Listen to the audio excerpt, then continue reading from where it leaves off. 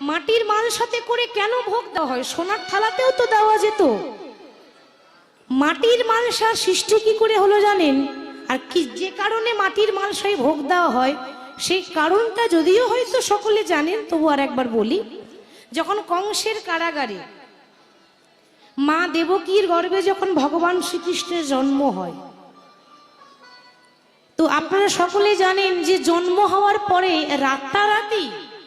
রাতারাতি ঝড় বৃষ্টি মাথায় করে পিতা বসুদেব কৃষ্ণকে মাথায় করে নিয়ে যমুনা নদী পার করে বৃন্দাবন দিতে যাচ্ছে, ঠিক তো?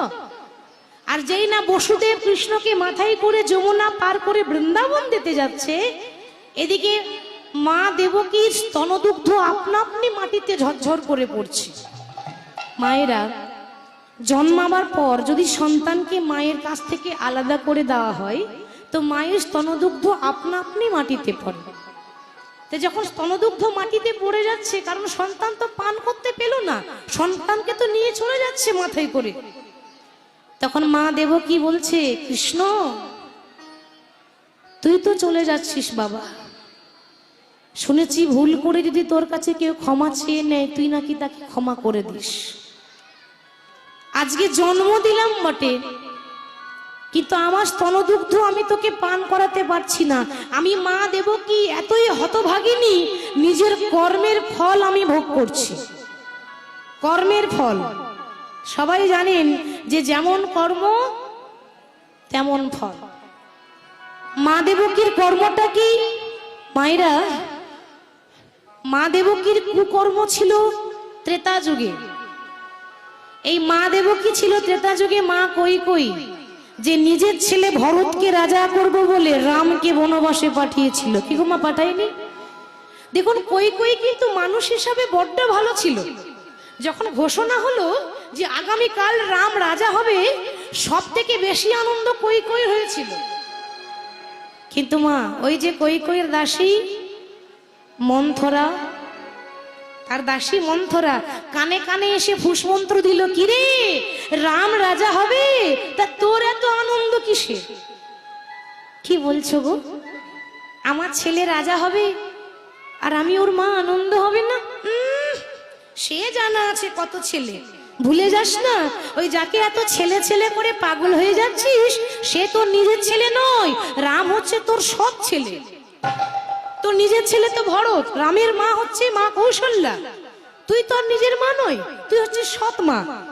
তাহলে পরের ছেলেকে নিয়ে এত মাতামাতি কিসের?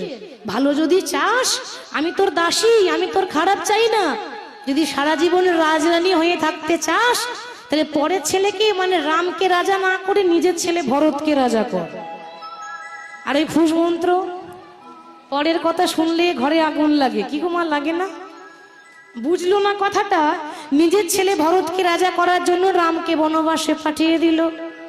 বনবাসে যাওয়ার পর 14 বছর পর যখন রাম ফিরে এলো, ফিরে এসে কিন্তু নিজের মাকে প্রণাম করলো না। রাম বনবাসে থেকে ফিরে এসে আগে কৈকেয়ীকে প্রণাম করলো, সৎ মাকে। তা যেই না কৈকেয়ীকে প্রণাম করেছে, অমনি কৈকেয়ী বলে উঠলো, ওরে রাম, ওরে আমি যে তোর শত্রু, আমার জন্য তোকে বনবাসে যেতে হলো, আমি তো তোর সৎ মা, তাহলে তুই ফিরে এসে নিজের মাকে প্রণাম না করে তুই তোর সৎ মা মানে আমাকে প্রণাম করছিস কেন? রাম তখন বলেছিল, মা গো, ও গো মা গো, কে বলেছে তুমি আমার সৎ মা? ভালো করে মনে করে দেখো, এই যে সবাই বলে সৎ মা, আমরা সবাই জানি একটা হলো অসৎ, একটা হলো সৎ। কি গো, তুমি সেই সৎ মা? কোন সৎ মা যে আমাকে সৎ পথ ধরিয়েছ? তুমি যদি বনবাসে না পাঠাতে, তাহলে জীবনেও জানতে পারতাম না যে বাইরের জীবনটা কত কষ্টকর। যারা বাইরে কষ্ট করে তারা কি করে থাকে সেটা কি জানতে পারতাম? আজ তুমি আমাকে বনবাসে পাঠালে বলে জানতে পারলাম যে বাইরে থাকাটা কত কষ্টকর। মা, তুমি তো আমাকে সৎ রাস্তা দেখিয়েছো, শিখিয়ে দিয়েছো। জীবনে চলতে গেলে বহু কষ্ট করতে হয়, শুধু রাজা জমিদারের মতো বসে বসে খেলে হয় না। কেন না, যে যারা দামি চালের ভাত খায়, যারা দামি চালের ভাত খায় বাবা, তারা জীবনেও জানবে না যে 5টা ঘরে ভিক্ষা করে ভিখারির চালের স্বাদ কেমন হয়। জানবে? ভিখারির চাল মানে তো 5 ঘরের চাল, ঠিক তো বাবা? আর 5 ঘরের চাল মানে 5 রকমের হবে। আমি যদি ওই গদিতে বসে রাজা হতাম, তাহলে তো দামি চালের ভাত খেতাম, জীবনে জানতাম না যে না খেয়ে থেকে জীবন কাটানো কতটা কষ্টকর। তুমি তো আমার সৎ মা, যে আমাকে সৎ রাস্তা দেখিয়েছ।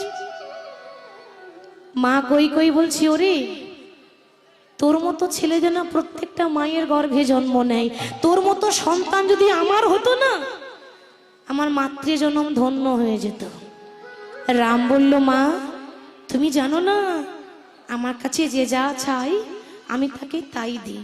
তুমি আমাকে সন্তান পেতে চাও তো ঠিক আছে, আমি আশীর্বাদ করলাম আগত দাপর যুগে তুমি হবে দেবকী, আমি হব কৃষ্ণ।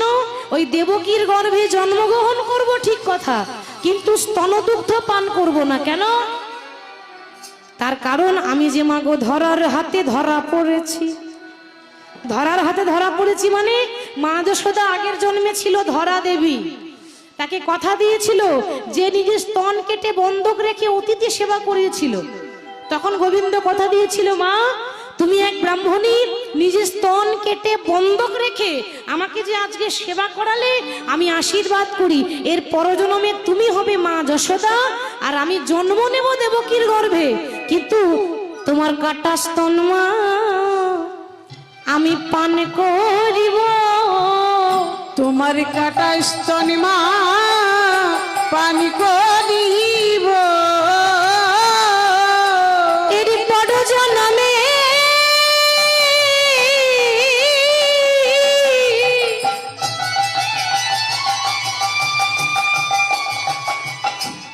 ওমা পরজন্মে আমি তোমায় মা বলিব, আমি কাটা স্তন পান করিব।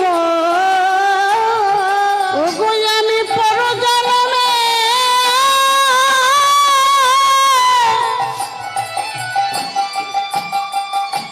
পরজন্মে আমি মা বলিব।